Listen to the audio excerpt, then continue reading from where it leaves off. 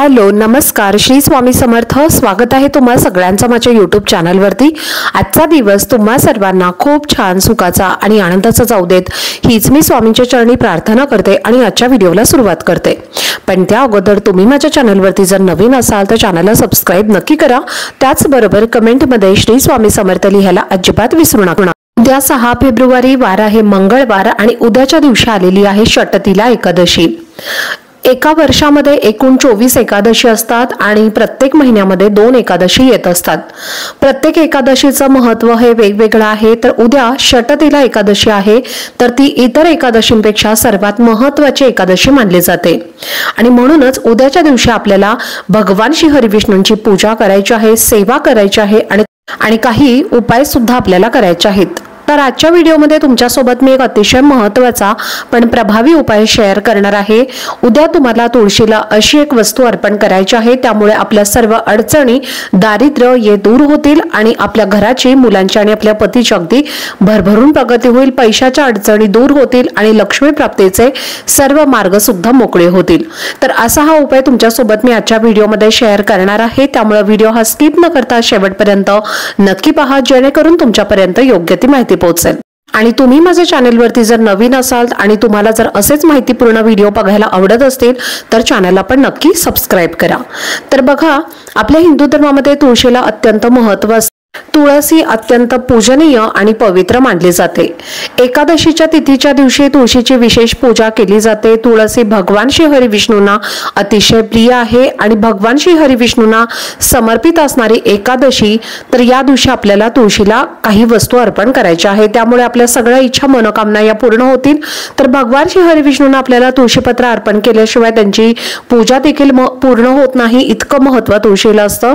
त्याचबरोबर आपल्या घरामध्ये आपण नित्य नियमाने तुळशीची पूजा केली पाहिजे, त्यामुळे आपल्या घरामध्ये सदैव लक्ष्मी नांदत असते आणि त्या घरातील कुटुंबावरती कधीही कुठल्याही प्रकारचं वाईट संकट अडचणी येत नाहीत आणि पैशाच्या अडचणी सुद्धा त्या घरामध्ये येत नाहीत।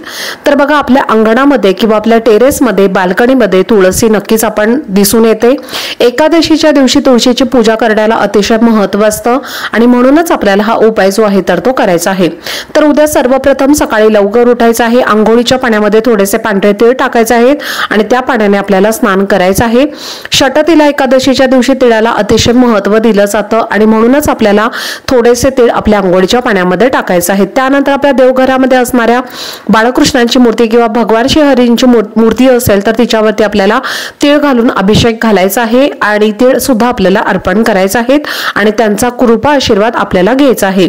त्यानंतर तुळशीला आपल्याला एक वस्तू अर्पण करायची आहे, तर त्यामुळे आपल्या घरातल्या सर्व पैशांच्या अडचणी दूर करण्यासाठी आणि आर्थिक समस्या या सोडवण्यासाठी काय करायचं आहे तर चिमूटभर हळद घ्यायची आहे आणि ती तुळशीच्या खोडाला तुम्हाला अर्पण करायची आहे।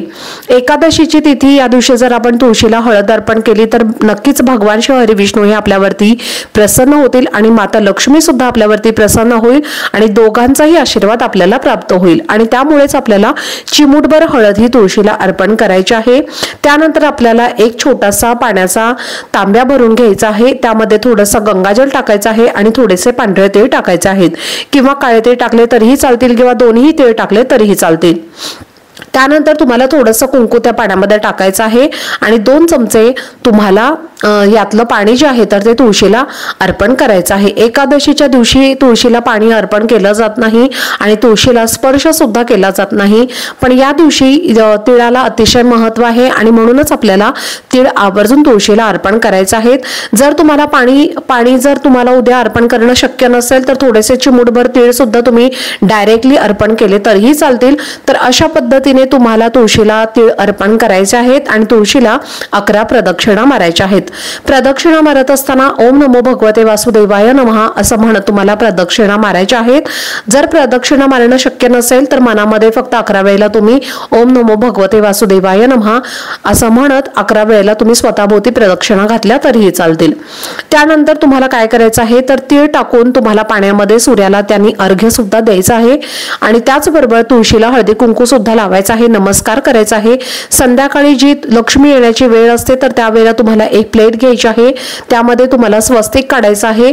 हळद कुंकू मिक्स करून याने तुम्हाला स्वस्तिक काढायचे आहे। थोडेसे तांदूळ त्यामध्ये टाकायचे आहेत आणि त्यानंतर तुम्हाला एक दिवा घ्यायचा आहे। त्या दिव्यामध्ये आपल्याला 2 वातींची मिळून एक जोडवात टाकायची आहे आणि या दिव्यामध्ये आपल्याला शुद्ध गाईचं तूप घालायचं आहे। तूप नसेल तर थोडीशी पूजेचं तेल घातलं तरीही चालेल। त्यानंतर थोडीशी हळद आपल्याला या तेलामध्ये टाकायची आहे आणि थोडेसे तीळ सुद्धा आपल्याला आवर्जून या तेलामध्ये किंवा या तुपामध्ये टाकायचे आहेत आणि असा हा दिवा प्रज्वलित करून त्या तांदळावरती आपल्याला ठेवायचा आहे। आणि ही जी प्लेट आहे तर ती तुम्हाला आपल्या तुळशीजवळ ठेवायची आहे। तुळशीजवळ ठेवल्यानंतर ओम नमो भगवते वासुदेवाय नमः या मंत्राचा 11 वेळेला जप करायचा आहे आणि हा दिवा जो आहे तर तिथे आपल्याला ठेवायचा आहे। त्यानंतर तुळशीला आपल्याला नमस्कार करायचा आहे। तुळशी मातेला प्रार्थना करायची आहे की माझ्या घरामध्ये सुख शांती समृद्धी ऐश्वर्य नांदू दे, माझ्या घराची मुलांची आणि पतीची प्रगती होऊ दे आणि ज्या पण माझ्या जीवनामध्ये अडचणी आहेत तर त्या सर्व दूर होऊ देत, अशी तुम्हाला मनोभावे प्रार्थना करायची आहे। जेव्हा आपण तुळशीजवळ दिवा लावतो आणि तांदळाचं आसन देतो तेव्हा माता लक्ष्मी आपल्यावरती प्रसन्न होते। त्यामुळे माता लक्ष्मीला प्रसन्न करून घेण्यासाठी दिवा लावताना दिव्याखाली आवर्जून तुम्हाला तांदळाचं आसन द्यायचं आहे आणि हा दिवा लावायचा आहे। दुसऱ्या दिवशी तुम्हाला हा दिवा उचलायचा आहे, स्वच्छ धुवून तुम्ही पुन्हा वापरू शकता। तर हा जो उपाय आहे तो तुम्हाला उद्या करायचा आहे। तुम्ही दिवसभरामध्ये हा उपाय केव्हाही करू शकता। तर चला, झालेली सेवा ही मी स्वामी महाराजांच्या चरणी रुजू करते। आजचा व्हिडिओ जर तुम्हाला आवडला असेल तर व्हिडिओला जास्तीत जास्त लाईक, शेअर आणि चॅनलला सबस्क्राईब नक्की करा। भेटूयात पुढच्या व्हिडिओमध्ये, तोपर्यंत सर्वांना श्री स्वामी समर्थ।